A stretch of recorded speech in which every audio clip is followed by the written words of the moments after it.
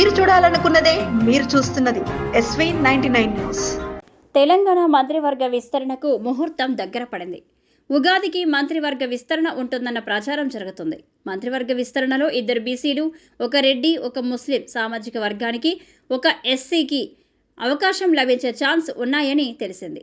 ఈరోజు ఢిల్లీలో కీలక సమావేశం జరగనుంది. కేసీ వేణుగోపాల్ ఇంట్లో జరగనున్న ఈ సమావేశానికి ముఖ్యమంత్రి రేవంత్ రెడ్డితో పాటు ఉప ముఖ్యమంత్రి మల్లు భట్టి విక్రమార్క, పీసీసీ అధ్యక్షుడు మహేష్ కుమార్ గౌడ్ తదితరులు ఢిల్లీ చేరుకొని ఈ సమావేశానికి హాజరవుతారు. సమావేశంలో తెలంగాణ పార్టీ వ్యవహారాల ఇన్ఛార్జ్ మీనాక్షి నటరాజన్ కూడా హాజరవుతున్నారు. ఈ సమావేశంలోనే మంత్రివర్గంలో నిర్ణయం తీసుకునే ఛాన్స్ ఉంది.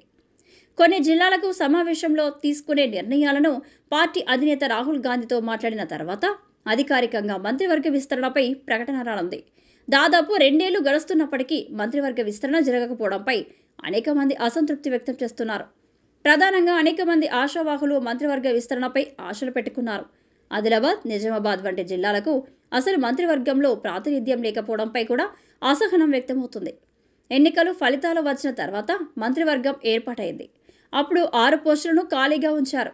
ఆ 6 పోస్టులు భర్తీ చేయడానికి 2 ఏళ్ల సమయం పట్టడంతో సీనియర్ నేతలతో పాటు ఆశావాహులు కూడా ఆగ్రహం వ్యక్తం చేస్తున్నారు. వీరికే అవకాశమట. అందుతున్న సమాచారం మేరకు ముస్లిం సామాజిక వర్గానికి చెందిన ఒకరికి మంత్రివర్గంలో స్థానం కల్పించే అవకాశం ఉంది. ఎమ్మెల్సీగా ఉన్న వ్యక్తికి మంత్రి పదవి ఇస్తారంటున్నారు.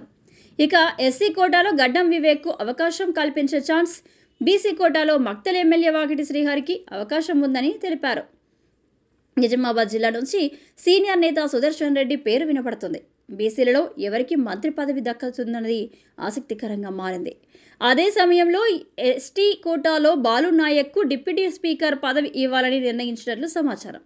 అయితే కోమటిరెడ్డి రాజగోపాల్ రెడ్డికి మంత్రి పదవి ఇస్తారా లేదా అన్నది హాట్ టాపిక్గా మారింది. ఒకే జిల్లాలో ఒకే కుటుంబంలో ఇన్ని పదవులు ఇవ్వడంపై కాంగ్రెస్ హైకమాండ్ ఏ మేరకు రెస్పాండ్ అవుతున్నది వేచి చూడాల్సిందే.